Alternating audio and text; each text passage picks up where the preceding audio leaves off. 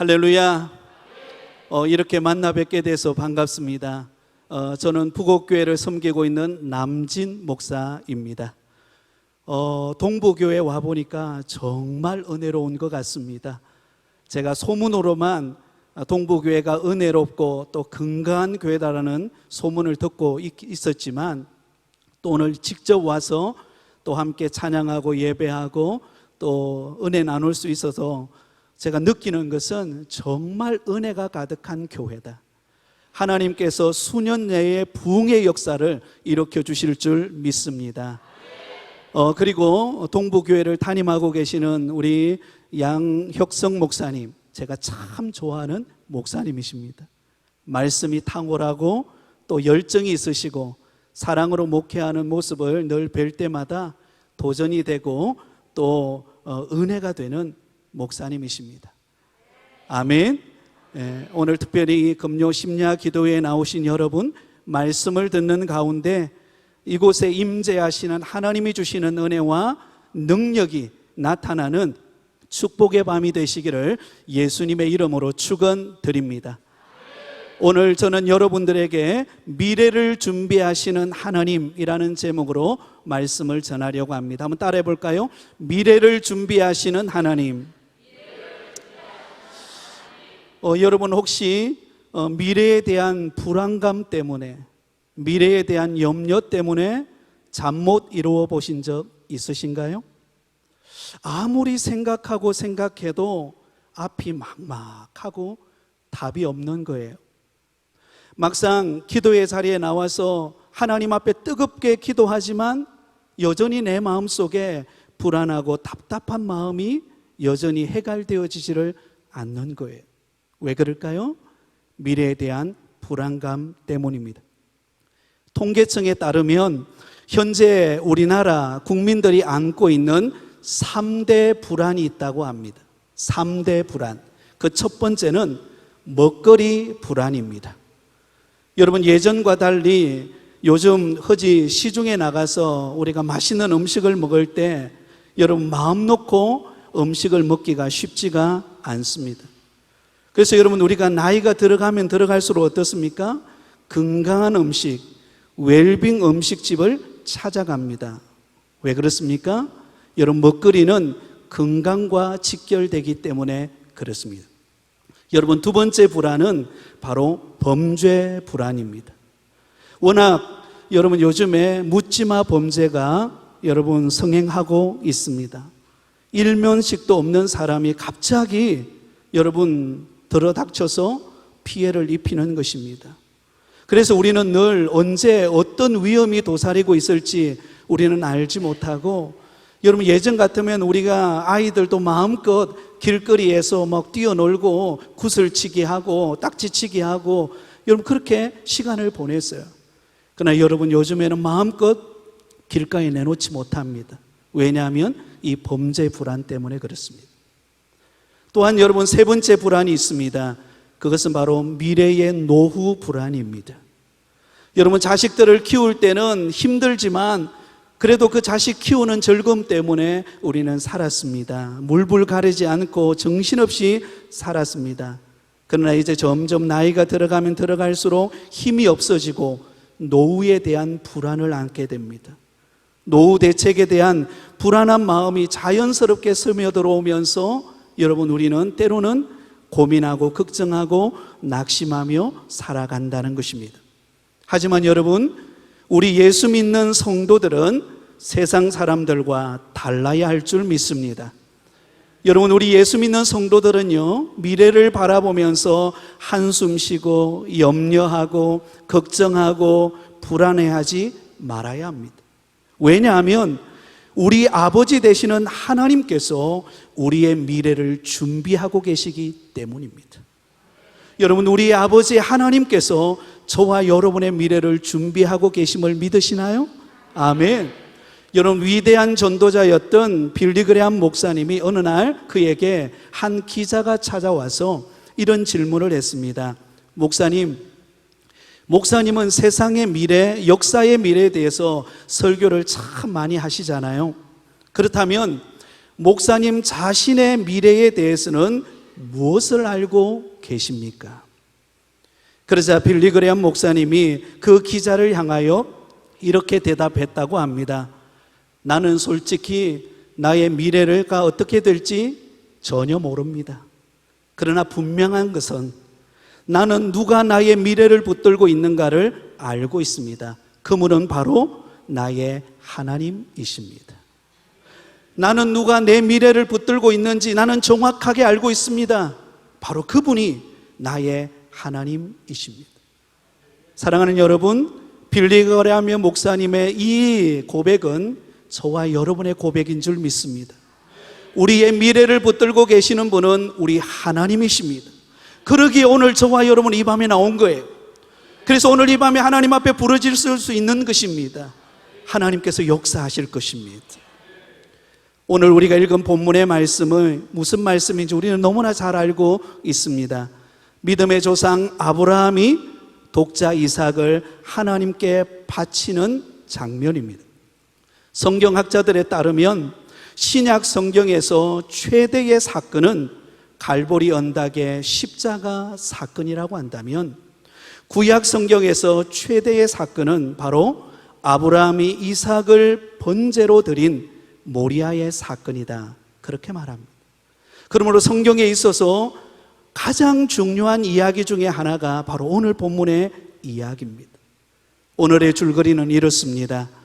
어느 날 하나님께서 아브라함을 부르셨습니다. 그리고는 아브라함을 시험하셨습니다. 내 아들, 내 사랑하는 독자 이삭을 데리고 모리아 땅으로 가서 내가 내게 일려준 한 산, 거기서 그를 번제로 드리라. 여러분, 사랑하는 아들, 100세에 얻은 아들 아닙니까?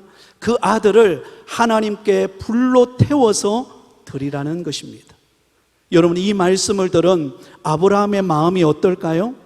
너무나 충격적이고 너무나 여러분 당황스러운 그런 명령 아니겠습니까?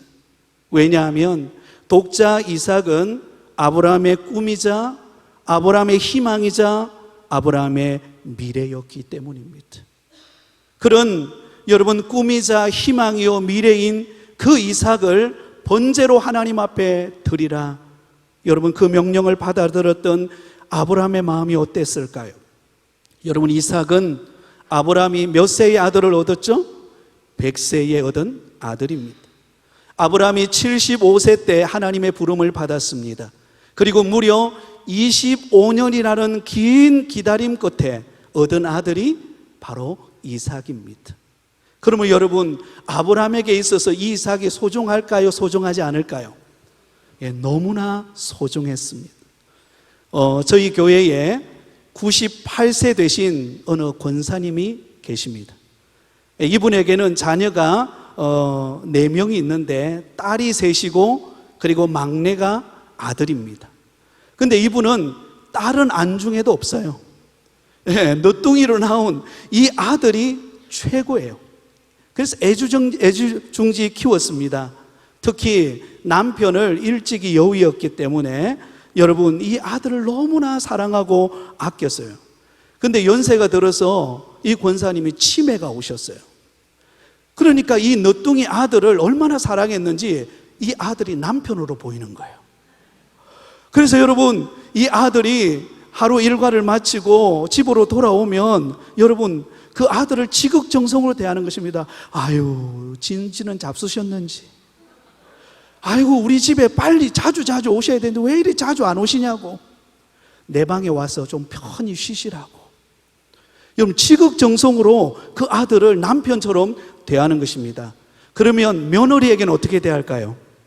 며느리에게는요, 구박덩어리입니다.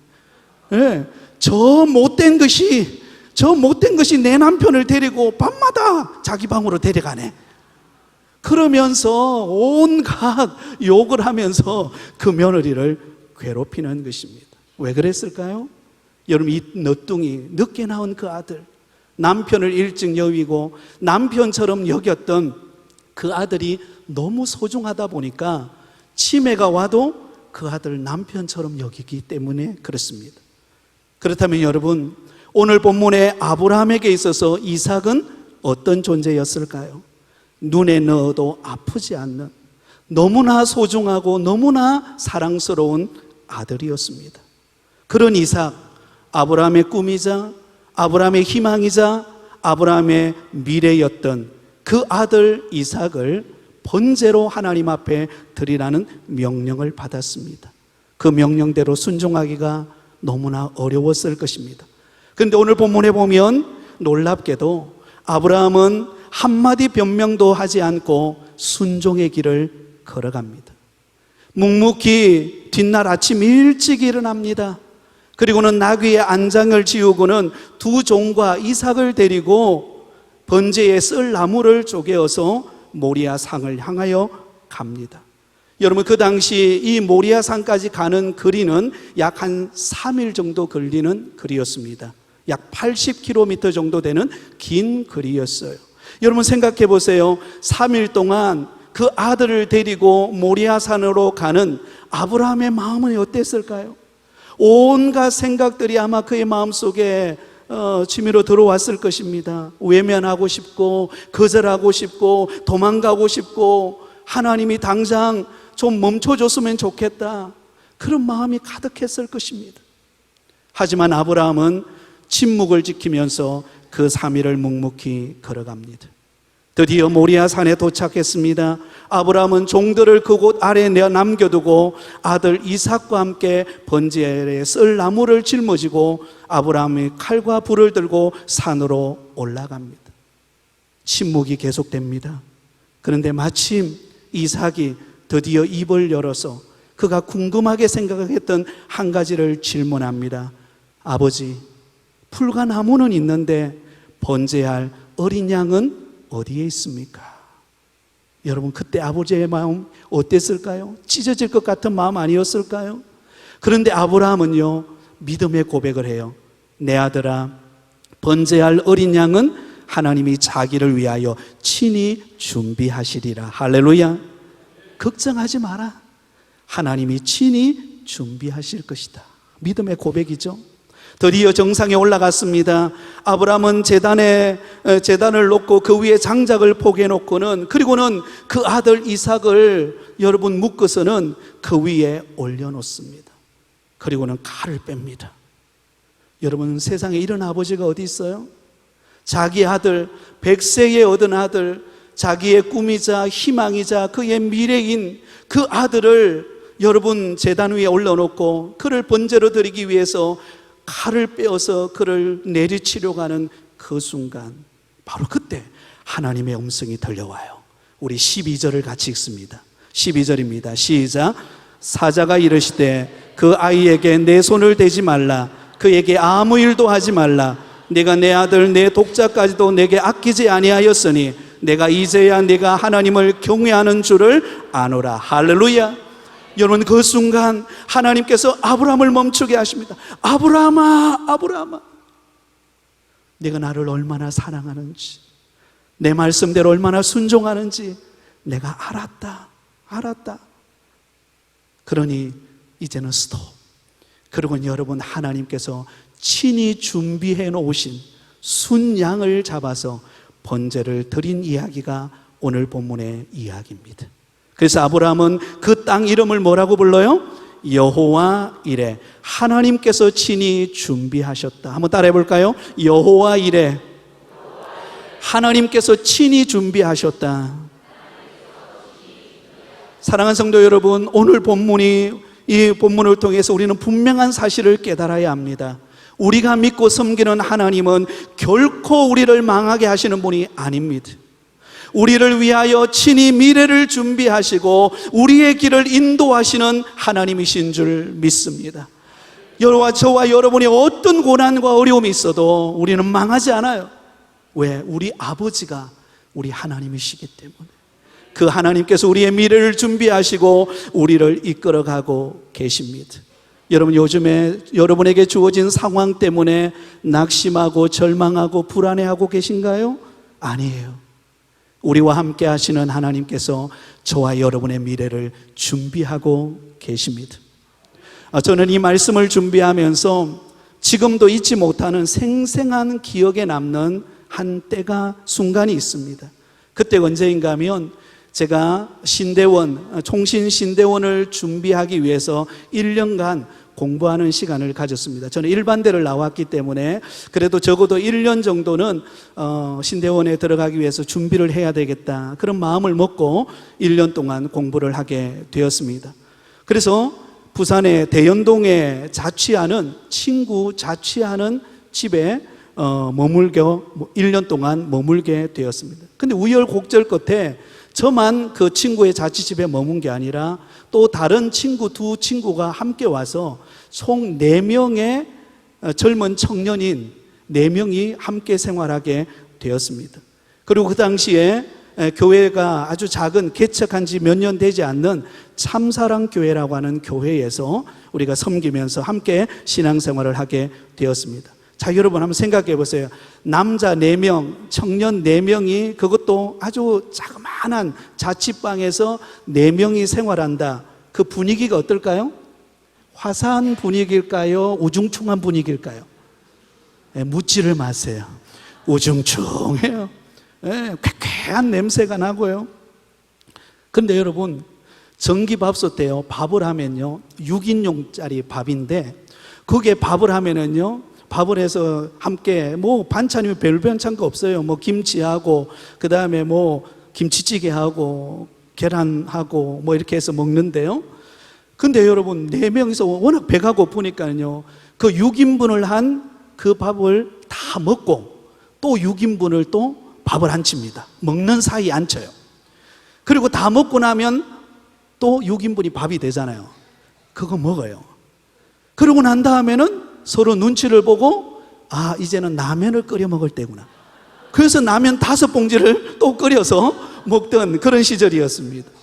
여러분, 그리고 여러분, 남자 총각 4명이 함께 그 자그마한 방에 지내다 보니까요, 니끈할 게 없어요. 초대교회와 똑같아요. 니끈할 게 없어요. 양말은 누가 먼저 신느냐가 임자예요. 그래서 대충 보고 빵꾸난 양말은 안 신어요. 그래서 눈치 빠른 사람들은 아주 깨끗한 양말을 신고, 뒤에 있는 사람, 그죠? 늦게 일어난 친구는 아주 바람이 잘 통하는 그런 양말을 신어야만 했습니다. 그런데 여러분, 그런 자그마한 그런 자취집에서 우중충하고 쾌쾌한 냄새가 나는 그곳에서 생활했지만 꿈이 있었습니다. 비전이 있었어요. 한 친구는 선교사가 되는 꿈이 있었습니다. 그리고 두 친구는 사업가가 되는 꿈을 가졌습니다. 그리고 저는 신대원을 준비하면서 목회자가 되고자 하는 꿈이 있었습니다. 그 당시만 해도 미래가 불투명했습니다. 여러분, 신대원에 합격할지 못할지도 몰랐어요. 그리고 사업을 할지 안 할지, 선교사로 갈지 못 갈지도 모르는 막막한 상황이었습니다. 그러나 꿈이 있었기 때문에 저녁이 되면 그 개척교회에 가서 장의자에서 누워서 잠을 자면서 새벽을 깨워 기도할 수 있는 은혜를 하나님이 허락해 주셨어요. 불안하고 답답하고 때로는 앞이 보이지 않을 때 하나님 앞에 내 미래를 책임지시는 하나님 앞에 기도할 수밖에 없었던 것이죠. 지금 어떻게 되었는가?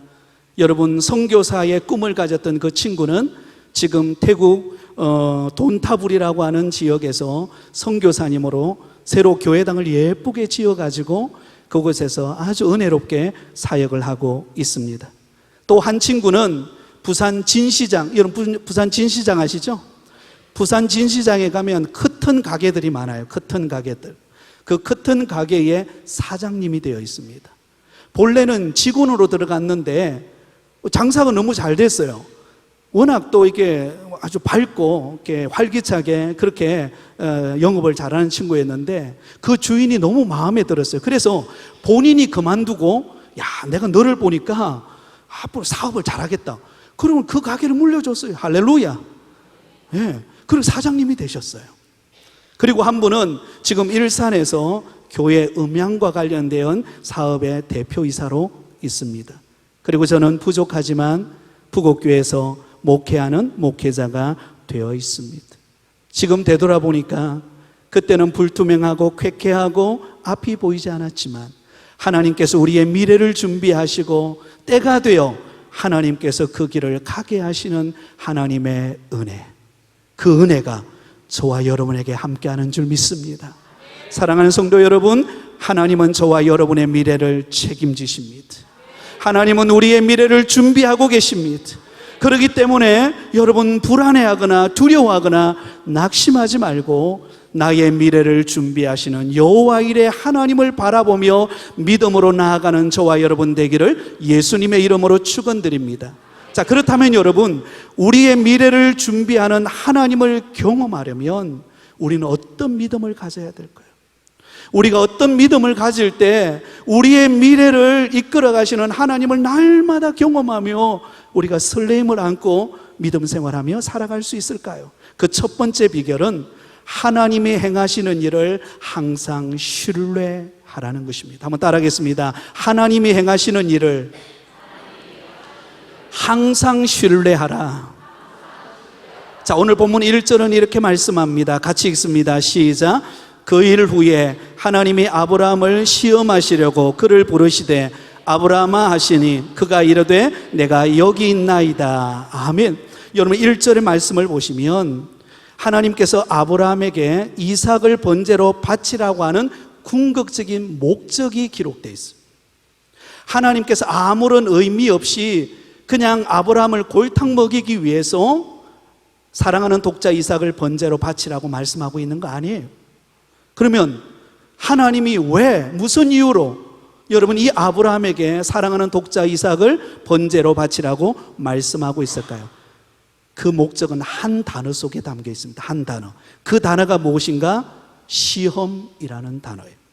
혹시 여러분 볼펜을 가지고 있으면 그 시험에다가 동그라미를 한번 쳐보시기를 바랍니다. 하나님께서 아브라함에게 사랑하는 독자 이삭을 번제로 바치라고 하시는 이유가 무엇인가? 그것은 하나님께서 아브라함을 뭐 하기 위해서요?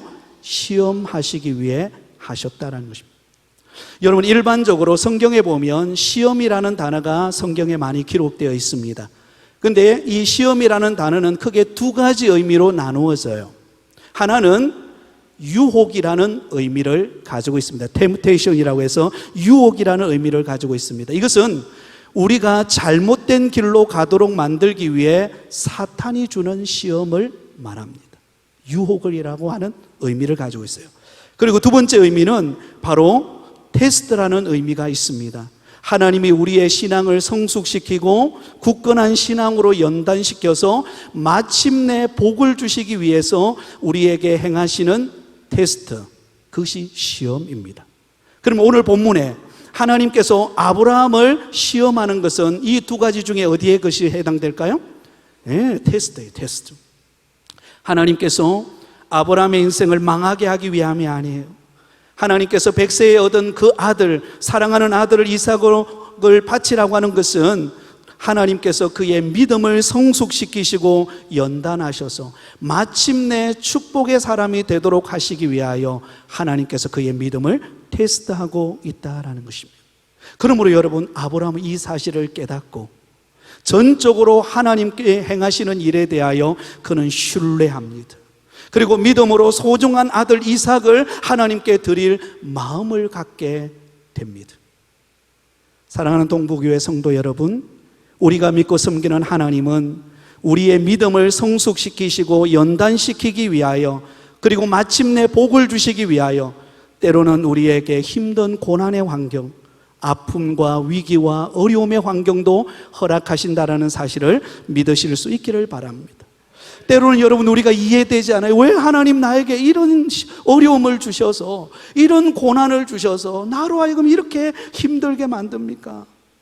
그래도 내 나름대로는 신앙생활 잘하고 있잖아요. 하나님 주일 예배 잘 착실하게 나오고 금요 심야기도에 나와서 기도하고 또 교회에 봉사하라면 누구보다 앞장서서 봉사하며 헌신하는데 왜 나에게 이런 고난과 어려움이 찾아옵니까?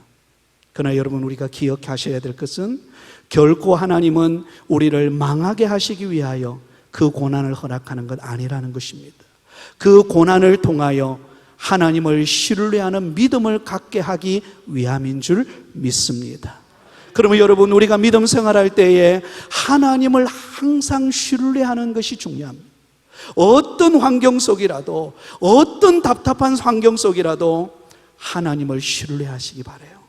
하나님은 모든 것을 합력하여 선을 이루시는 분이시다. 그것을 믿고 하나님을 신뢰할 때 우리의 삶은 달라집니다. 어떤 분은 신앙을 가졌다고 하면서도 늘 걱정 속에 살아갑니다. 돈 걱정, 자식 걱정, 사업 걱정, 먹는 것 걱정, 직장 걱정, 또 무슨 걱정 있죠? 다 우리가 안고 있는 걱정이에요. 그래서 여러분, 금요 심야 기도에 와서 하나님 앞에 기도할 때는 그 무거운 걱정의 짐덩어리를 옆에 놓아둡니다. 그리고는 하나님 앞에 주여 하고 간절히 부르짖고 하나님 앞에 눈물 흘리며 기도합니다. 그러고 난 다음에 나갈 때는 어떻게 하죠? 옆에 있는 짐 들고 이고 짊어지고 할렐루야 하면서 가요. 여전히 나를 무겁게 만들어요. 아니에요. 여러분의 염려를 주님께 맡기시기 바랍니다. 하나님을 신뢰하면 맡길 수 있어요. 하나님은 우리가 걱정한다고 우리 키를 한 키나 더 할 수 있을까요?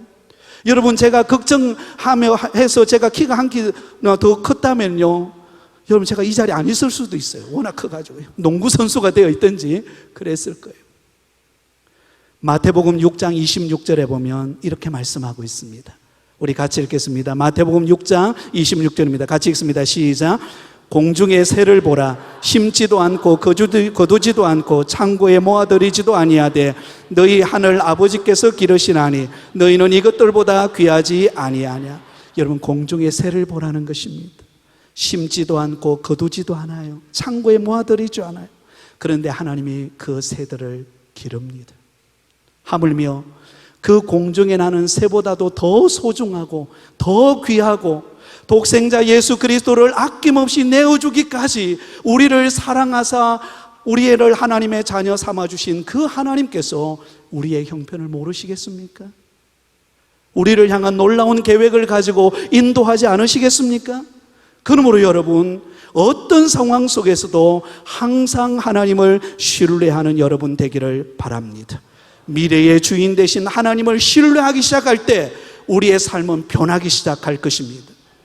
여러분, 미국의 제16대 대통령이 아브라함 링컨입니다. 지금도 미국 사람들 전체가 가장 존경하는 대통령이 누구냐? 그러면 아브라함 링컨을 꼽습니다. 여러분, 이 아브라함 링컨이 대통령 취임하고 취임식에서 여러분 이렇게 고백을 했습니다. 우리가 당하고 있는 여러 가지 난관을 극복해 나가려면 지혜와 애국심과 기독교 정신 등이 절대로 필요합니다. 그런데 무엇보다도 중요한 것은 이 나라를 끝까지 버리지 않고 지켜주실 하나님을 굳게 믿고 신뢰하는 믿음이 중요합니다. 여러분, 너무나 멋있는 연설 아닙니까? 너무나 멋있는 연설이에요. 여러분, 대통령이 취임할 때만 이런 연설을 해서 되겠습니까? 예수 믿고 믿음 생활한 저와 여러분의 고백이 이 고백이 되기를 바랍니다. 나는 어떤 환경 속에서도 하나님을 신뢰하겠습니다. 어떤 상황 속에서도 주님 바라보겠습니다. 주님, 나를 붙들어 주옵소서. 그럴 때 여러분, 저와 여러분의 삶의 기적의 문이 일어날 줄 믿습니다. 지난 3월 15일 날 저는 저희 교회의 장로님의 아들의 결혼식 추례를 했습니다. 여러분, 이 아들은 42살 된 아들이었습니다. 여러분, 장로님과 권사님이 이 아들을 결혼시키기 위해서 정말 얼마나 백방으로 뛰어다니면서 좋은 사람 자매 있으면 소개시켜달라고 정말 노력을 많이 했어요. 저도 가만히 있었겠습니까? 그죠? 저도 3사람이나 소개했어요. 근데 다 안 됐어요. 여러분, 이 장로님 가정은 사업이 잘 되어서 그래서 경제적인 여유가 있는 분이셨습니다. 그러다 보니까 여러분, 며느리를 얻는데 나름대로 좀 기준치가 높았어요. 근데 그 기준치를 가지고 여러분 며느리를 얻으려고 하니까 이게 쉽지가 않는 거예요. 쉽지가 않는 거예요.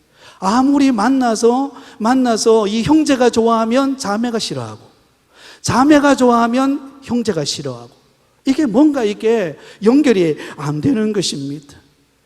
그래서 여러분, 다른 성도들의 가정에서는 척척 결혼도 잘하고 그러는데 자기 아들은 이게 뭐 어떻게 연결도 잘 되지 않고 너무 답답하고 힘드니까요, 오랜 세월이 지나서 42살이 된 것입니다. 그래서 이제는 장로님하고 권사님이 다 포기했어요. 하나님, 이제 모르겠습니다. 하나님 알아서 하이소. 나 모르겠습니다.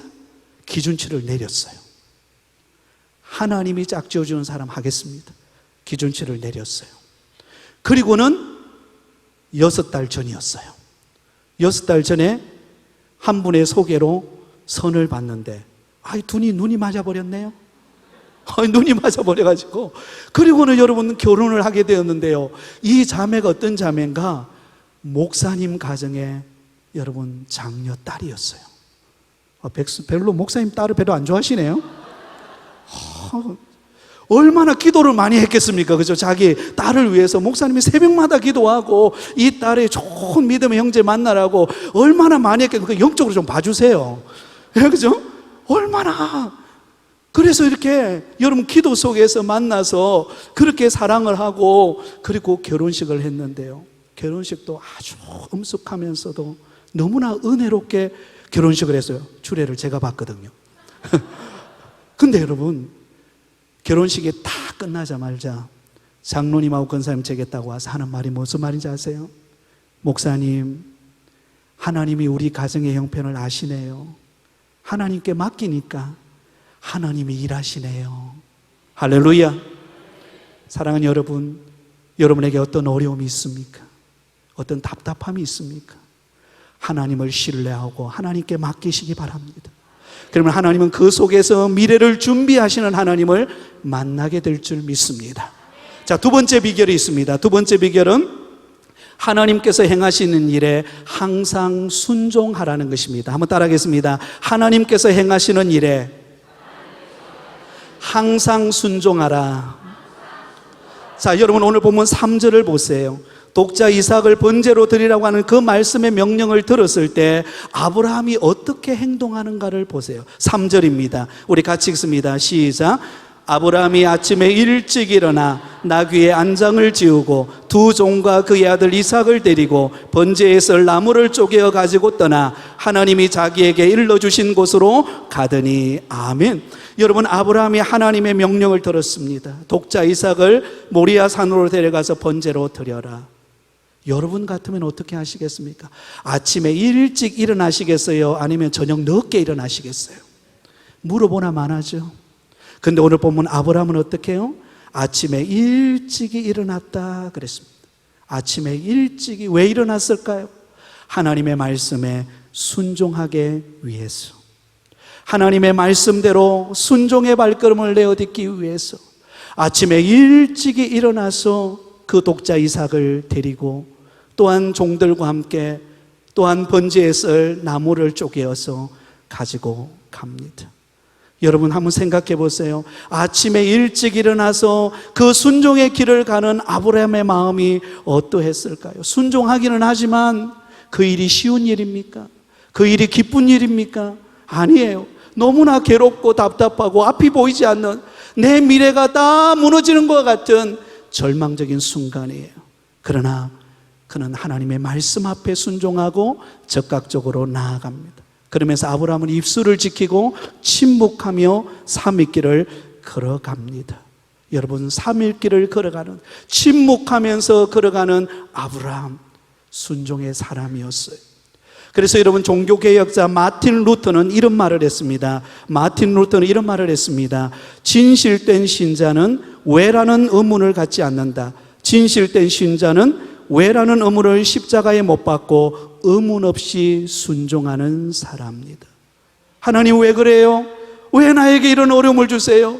왜 나에게 이런 답답함을 주세요? 그렇게 말하지 않는다는 것입니다. 하나님이 주시는 은혜를 붙잡고 말씀을 붙잡고 순종해 간다라는 것입니다.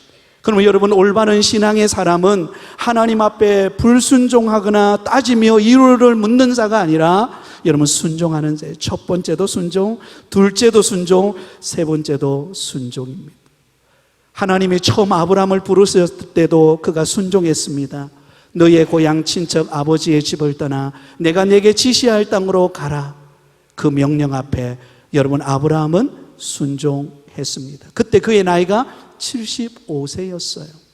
75세라는 나이는 이제 정착하고 안정된 환경을, 노후를 준비하는 시기입니다. 그런데 그 하나님의 명령 앞에 순종하여 그는 믿음의 발걸음을 내어디뎌요.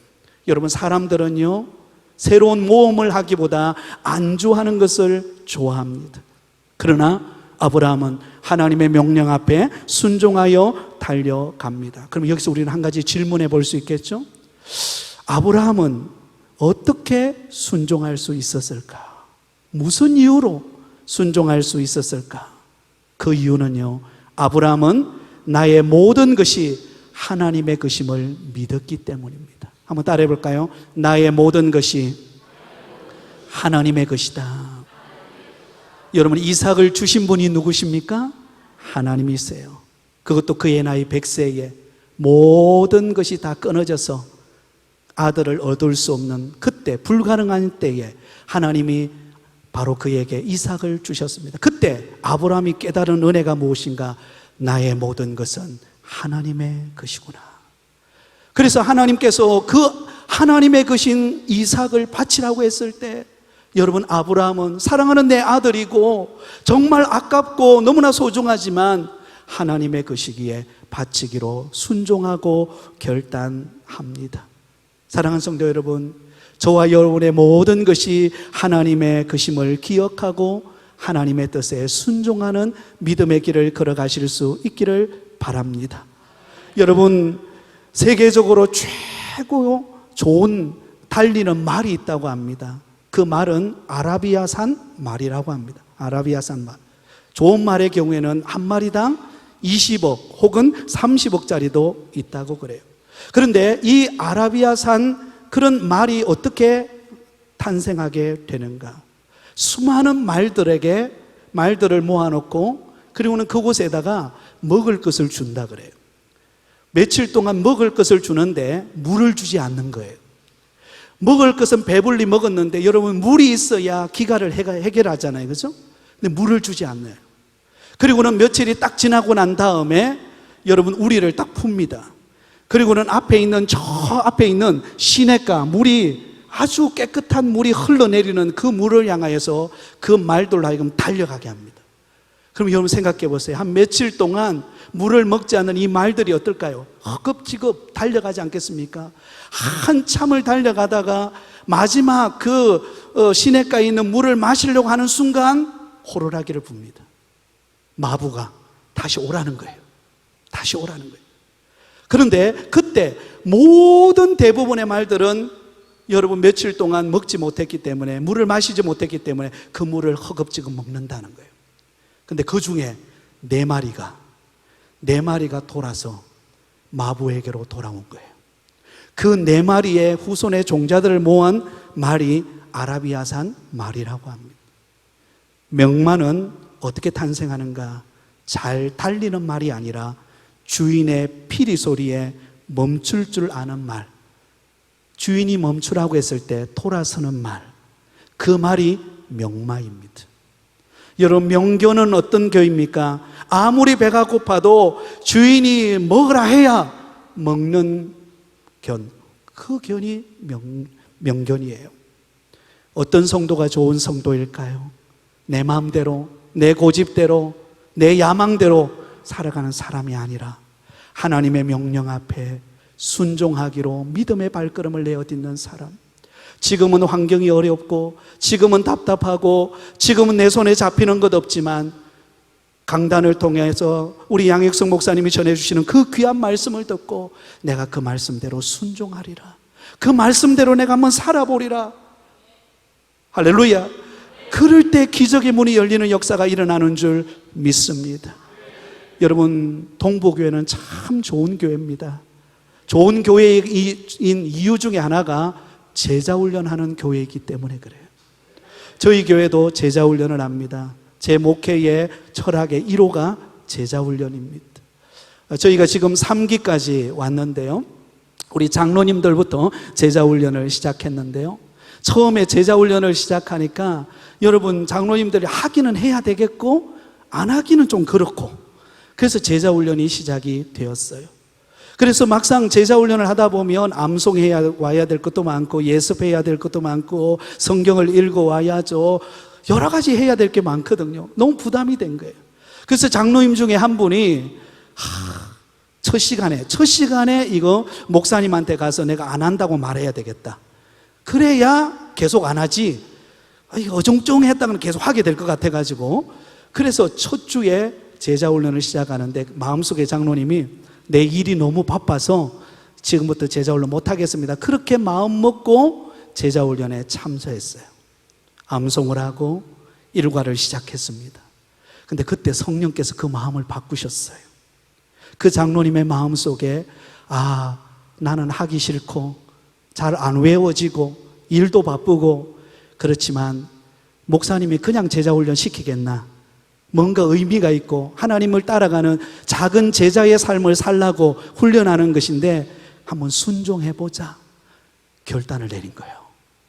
그때부터 여러분 이 장로님이 암송을 하기 시작하는데요, 전깃줄 올라갈 때도 암송하고 차 타고 갈 때도 암송하고, 여러분 얼마나 암송하고 예습하는 걸 좋아했는지 옆에 있던 권사님 제자훈련도 아직 안 했거든요.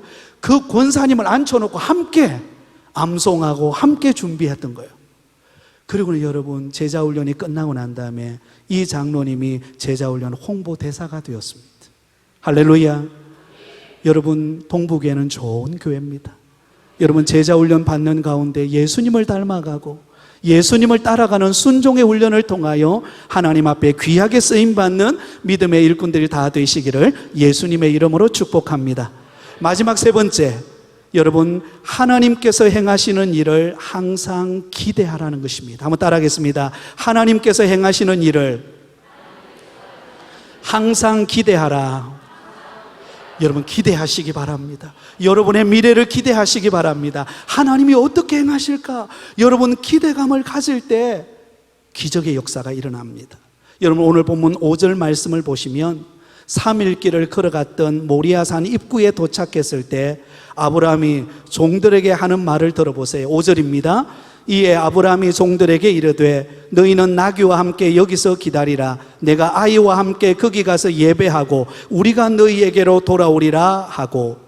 자, 여러분 이 고백을 들어보면 놀라운 고백이 나옵니다. 어떤 고백입니까? 아브라함이 종들에게 하는 말이에요. 이렇게 말합니다. 내가 아이와 함께, 그 아이는 누구죠? 이삭이죠. 내가 아이와 함께 거기 가서 예배하고 돌아올 때 어떻게 돌아온다고요? 우리가 너희에게로 돌아오리라. 한번 따라하겠습니다. 우리가 너희에게로 돌아오리라. 그러면 아브라함 혼자 돌아온다는 이야기입니까? 이삭도 함께 온다는 이야기입니까? 할렐루야. 여러분 지금 아브라함이 가는 길은요, 이삭을 번제로 바쳐 드리는 기 위해 가는 길이에요. 그러면 돌아올 때는 누가 돌아와야 정답이죠? 아브라함만 쓸쓸히 돌아와야 정답입니다. 그런데 아브라함은 두 종들에게 하는 말이 내가 아이와 함께 가서 거기서 예배하고 우리가 너희에게로 돌아올 것이다. 나만 돌아오는 게 아니라 나 혼자 슬퍼하고 괴로워하고 답답해하다가 마지못해 돌아오는 게 아니라 독자 이삭과 함께 너희에게로 올 것이다. 여러분, 그러면 아브라함은 어떻게 이런 고백을 할 수 있었을까요? 아브라함은 하나님의 명령은 번제로 바쳐라 끝난 거예요. 사실은 이미 끝난 거예요.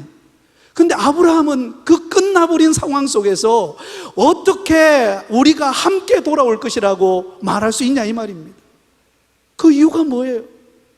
히브리서 11장 19절은 이렇게 말씀하고 있습니다. 히브리서 11장 19절입니다. 우리 같이 읽습니다. 시작.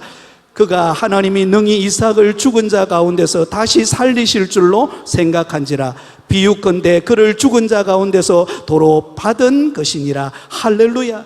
여러분 아브라함은 어떤 믿음이 있었어요? 하나님께 나아가서 번제로 하나님 앞에 드렸을 때 하나님께서는 죽은 자 가운데서 이삭을 다시 살려주실 것에 대한 기대감이 있었어요. 그 믿음이 있었다라는 것입니다. 왜? 여러분, 하나님께서 아브라함에게 독자 이삭을 주실 때에 어떻게 말씀하셨습니까? 내가 너로 하여금 큰 민족을 이루고 내가 복의 사람이 될 것이고 너의 후손들이 하늘의 별과 같이 바다의 모래와 같이 많게 될 것이다. 누구를 통해서요? 믿음의 아들 이삭을 통해서. 그러면 이삭의 인생이 이 번제를 드리는 것으로 끝나버리는 인생입니까? 아니에요. 하나님의 약속은 그 이후에 있는 것입니다. 그래서 여러분, 아브라함은 그 하나님의 약속을 붙잡고 그 하나님을 기대하고 여러분 이 이삭과 함께 올라가는 거예요. 그리고 여러분, 더 놀라운 고백이 있습니다. 아브라함이 이삭과 함께 그 모리아 산으로 올라갈 때 이삭이 궁금했어요. 아버지, 여기 번제 드릴 때 쓸 나무와 불은 있는데 그 제물로 드릴 어린 양은 어디 있어요? 여러분, 그 말을 들었던 아브라함에게 비수처럼 찌르지 않겠습니까? 그런데 그때 아브라함이 믿음의 고백을 해요. 우리 다 함께 8절 읽겠습니다. 8절입니다. 시작. 아브라함이 이르되 내 아들아, 번제할 어린 양은 하나님이 자기를 위하여 친히 준비하시리라. 할렐루야. 여러분, 아브라함의 아름다운 고백이에요. 그 사랑하는 아들이 아버지, 번제에 쓸 어린 양은 어디 있어요? 그때 여러분 믿음의 고백을 하며 이렇게 기대하며 고백합니다. 내 아들아, 번제할 어린 양은 하나님이 자기를 위하여 친히 준비하시리라. 여러분, 그 고백대로 이루어집니다. 그 고백대로 이삭을 하나님께 바쳐드리려고 할 때에 하나님께서 아브라함아, 아브라함아, 내가 너의 믿음을 보았다. 그리고는 여러분 순양을 딱 준비해 놓습니다. 그리고 그 순양을 잡아서 이삭을 대신하여 하나님께 번제를 드림으로 그곳 이름을 여호와 이레, 하나님이 준비하셨다.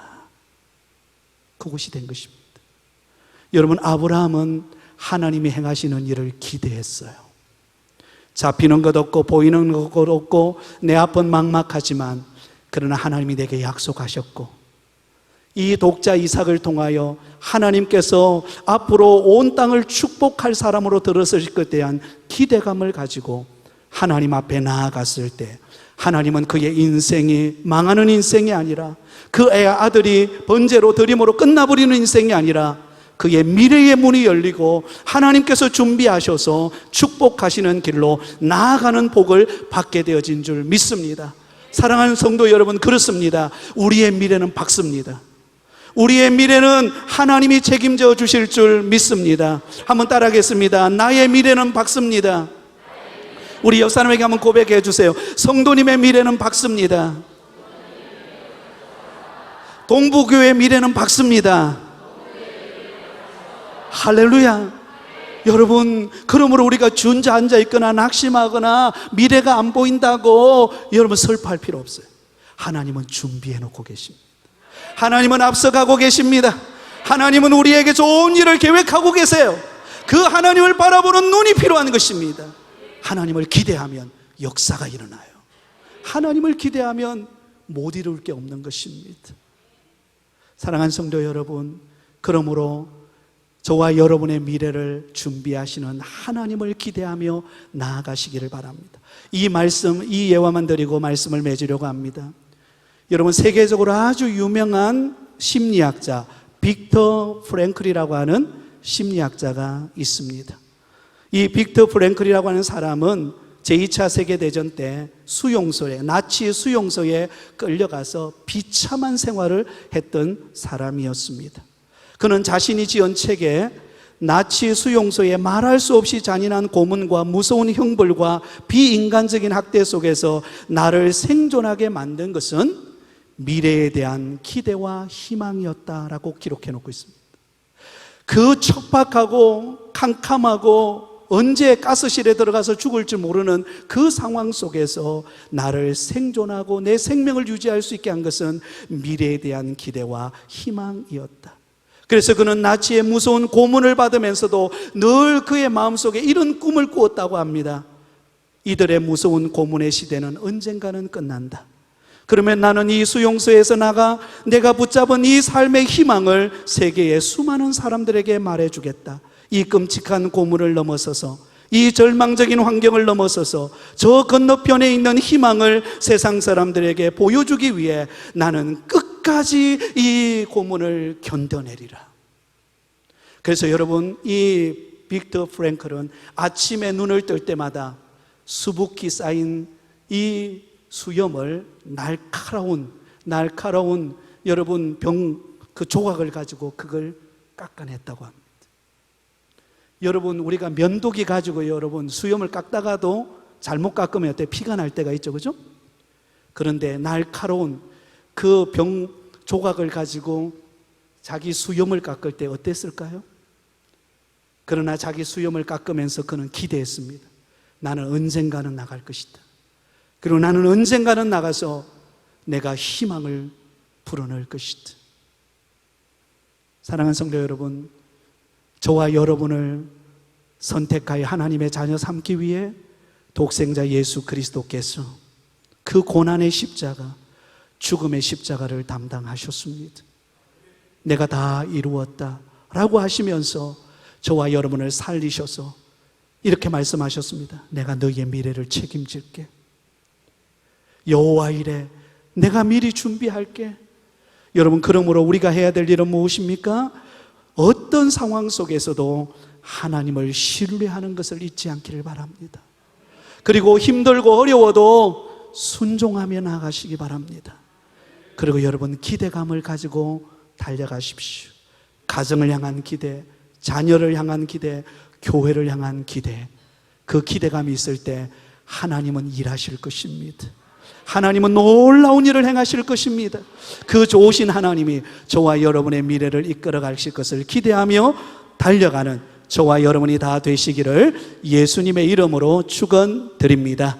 아멘.